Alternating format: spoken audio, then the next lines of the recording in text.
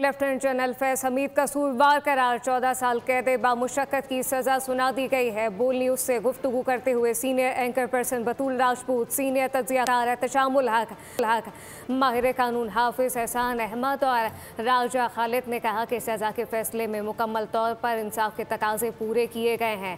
Field general court martial का अमल 15 माह तक जारी रहा। मुजरिम को वकला की टीम मुंतखब करने समेत तमाम कानूनी हक हासिल थे।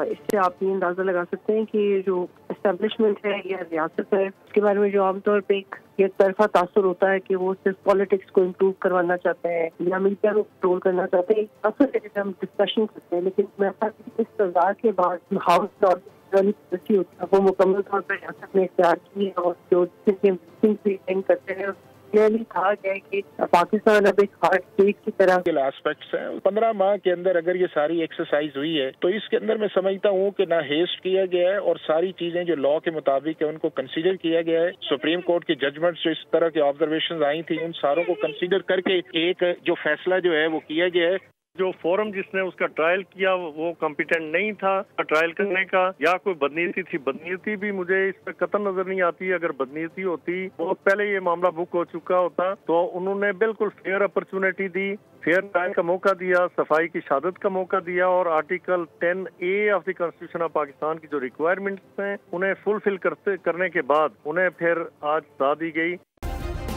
सब्सक्राइब करें और बेल दबाएं ताकि कोई खबर रह न जाए।